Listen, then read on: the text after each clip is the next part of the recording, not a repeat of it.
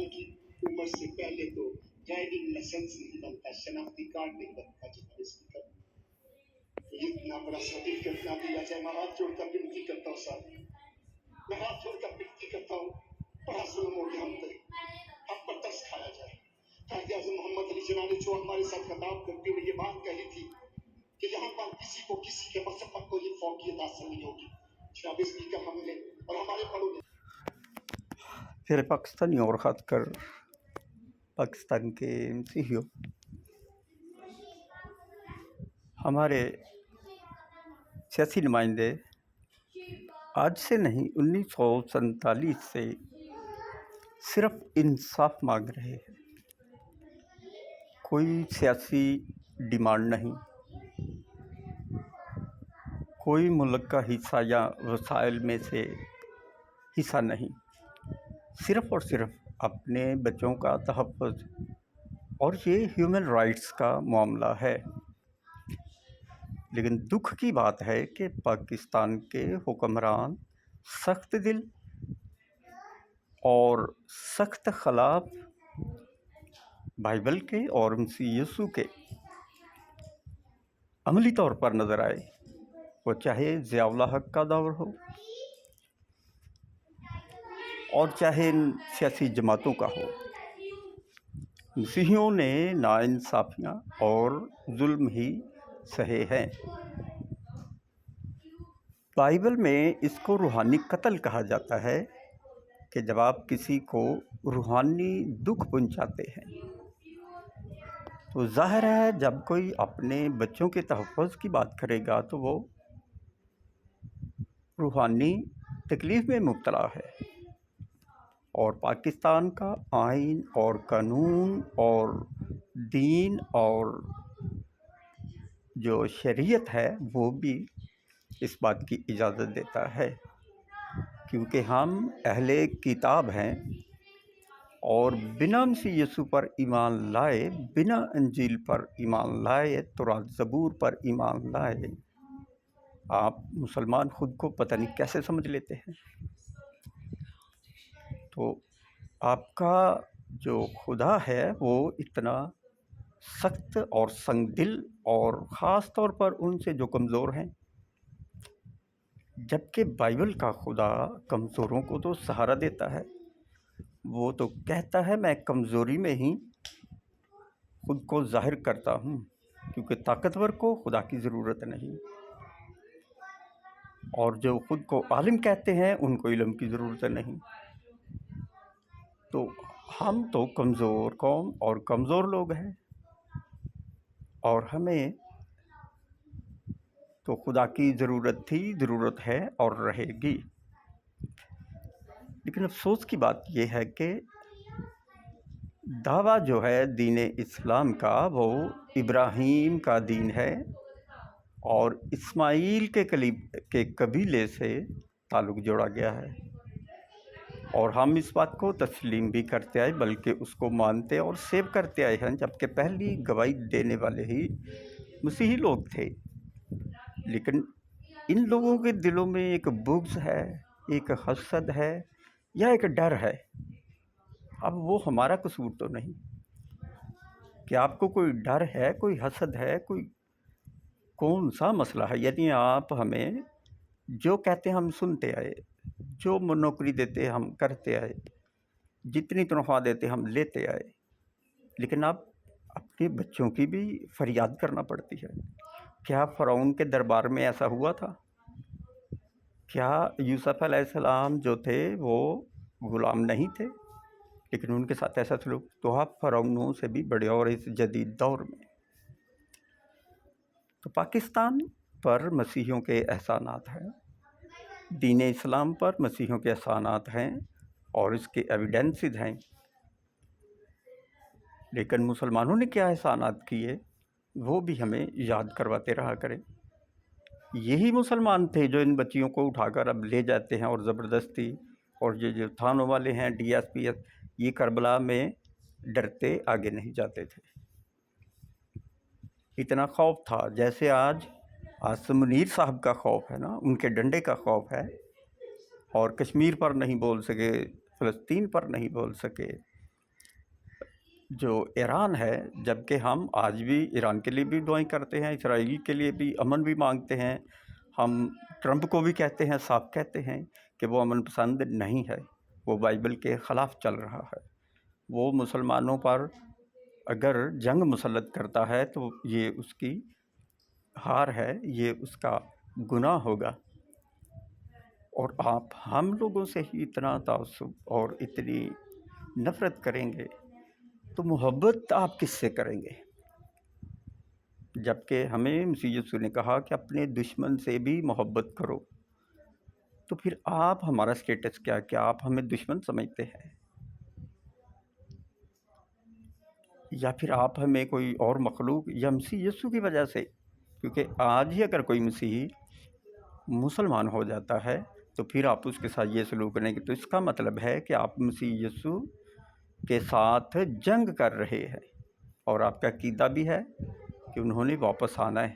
تو کتنے عظیم نبی جو طوفان کو کہتا تھا رک جا تو اس کی سانس خشک ہو جاتی، بدروحوں کو کہتے کہ چھوڑ اس کو تو وہ چیختی چلاتی بھاگ جاتی، آسمان پر کی طرف ہاتھ اٹھاتا تو کھانا نیچے لے آتا، فرشتوں کی کمکیں اس کے ایک جملے پر اتر آتی۔ قرآن مسیح یسوع کو کلمۃ اللہ کہتا ہے، قرآن مسیح یسوع کو روح اللہ کہتا ہے، قرآن مسیح یسوع کو صراط المستقیم کہتا ہے، قرآن یسوع کو شافی کہتا ہے، قرآن یسوع کو حکیم کہتا ہے۔ یعنی جتنے 99 نام ہیں وہ سب قرآن مسیح یسوع کے ساتھ بھی استعمال کرتا ہے۔ تو پھر آپ تو خدا کو نہیں مانتے، کیونکہ آپ قرآن کی باتوں کے بھی الٹ ہیں۔ آپ جو دین ابراہیم ہے اس سے بھی بالکل الگ تھلگ ہیں۔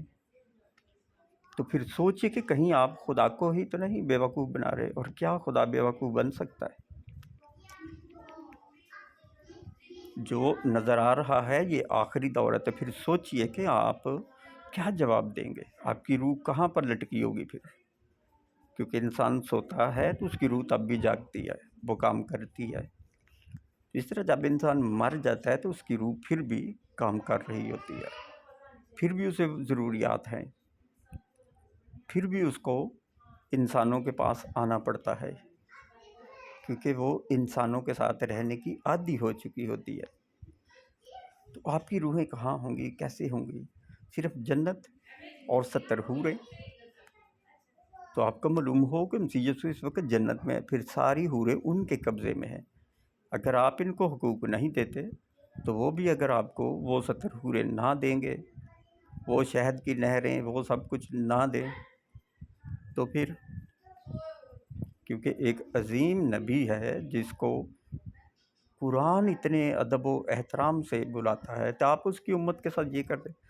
تو جب کسی امت کے ساتھ یہ کیا، جس کا مطلب ہے کہ اس کے نبی کے ساتھ کیا گیا ہے، اس کے لیڈر کے ساتھ کیا گیا، تو ہم واضح کہتے ہیں کہ آپ مسیح یسوع کی توہین کرتے ہیں، کیونکہ مسیح یسوع نے کہا کہ میرے نام سے لوگ تمہیں لعن طعن کریں گے، لوگ تمہیں ستائیں گے، لوگ تمہیں قید میں ڈالیں گے۔ تو سب کچھ ہو نہیں رہا، اور سویلائزڈ لوگ کر رہے ہیں، یہ عام لوگ نہیں کر رہے۔ عام لوگ جب لوگ نہیں تھے پڑھے لکھے، ان میں محبت تھی، یہی وہ پنجاب تھا، یہی وہ مڈل ایسٹ تھا جس میں ہندو، سکھ، مسلمان سب لوگ ایک جیسے تھے۔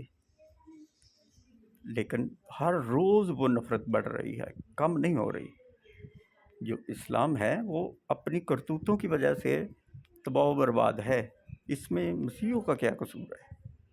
کبھی یورپ کا نام لگاتے ہیں کہ امریکہ ہے اس کے پیچھے، تو اب بھاگ کر آپ سب لوگ خود بھی جاتے ہو۔ آج بھی راجہ پرویز صاحب، یوسف رضا گیلانی صاحب جو ویٹیکن گئے تھے پوپ صاحب کے پاس، تو کیا ان کا جانا بنتا تھا؟ آپ بولتے ہیں بہت زیادہ اسمبلیوں میں، لیکن آپ یہ چھوٹی چھوٹی باتیں اگر نہیں جانتے کرتے تو پھر افسوس ہے آپ لوگوں پر کہ یہ کرسیاں، یہ آزادی، یہ جو سرزمین ہے ہمارے یہاں باوجداد کی، اور ہم پاکستان بننے سے پہلے امیر بھی تھے، پڑھے لکھے تھے، ڈاکٹرز بھی تھے ہمارے، آج بھی ان کی ڈگریاں موجود ہیں، لیکن آپ نے ہمیں کیا ٹائٹل دیا ہے؟ تو کیا ہم اپنے آقا سے، سید سے، اپنے بادشاہ سے شکایت نہ کریں گے آپ کی؟ اور آپ تو بڑے بہادر ہیں کہ جو آپ سمجھتے ہیں کہ ان کو آپ جواب دے لیں گے، تو پھر جو آپ چاہتے ہیں وہ کیجیے۔ لیکن ہم نے آپ کو بتانا تھا کہ آپ کے بارے میں کیا لکھا ہوا ہے، کہ اگر آپ مسیحی لوگوں کو ستاتے ہیں تو آپ مسیح یسوع کو ستاتے ہیں، کیونکہ آج ہی ہم مسیح یسوع سے الگ ہو جائیں تو آپ کا یہ رویہ بالکل ٹھیک ہو جائے گا۔ تو پھر کس سے نفرت ہے آپ کو؟ اس بات پر سوچیے۔ اور ایک انسان، ایک عظیم نبی اور اس کی امت سے نفرت کر رہا ہے۔ آپ کوئی بے شعور نہیں ہے، ان پڑھ نہیں ہے، جاہل نہیں ہے، آپ کو ہر بات کی سمجھ ہے۔ کرسچنز نے ادارے بنائے تھے، کالج، یونیورسٹی، ہاسپٹل، انہوں نے کیا لیا آپ لوگوں سے؟ قائد اعظم کہاں پڑھے تھے؟ اقبال کہاں پڑھے تھے؟ اور آج بھی کتنے سینٹرز ہیں جو مشنری اسکولوں سے پڑھ کر آگے جاتے، تو کیا ہم کچھ برا سکھاتے ہیں آپ لوگوں کو؟ آپ کو ہماری نیکیوں کا صلہ دینا بھی نہیں آتا، احسان بھی نہیں آپ یاد رکھتے، اور کیسے رو رو کر یہ ہمارے بھائی جو ہیں آپ سے اپنی بچیوں کی، آپ اپنی بچیوں کو 6 سال میں کریں، 9 میں کریں، 10 میں، وہ آپ کا حق ہے، لیکن کرسچن بچیوں کو آپ اپنی مرضی سے کریں گے، اور آپ ہمیں اسلام کی دعوت نہیں دے سکتے،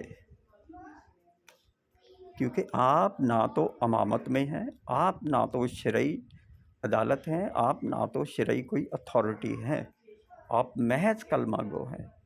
اصل اتھارٹی آل رسول ہے اور صحابہ کرام ہیں، اور یہ فتویٰ ہے آپ لوگوں پر۔ اگر کوئی مسلمان ایسا کام کرتا ہے تو یہ فتویٰ ہے، یہ زنا گنا جاتا ہے، بائبل اس کو زنا کہتی ہے۔ تو کیا بائبل کو ہندوؤں کی کتاب تو نہیں ہے نا، الہامی کتاب ہے۔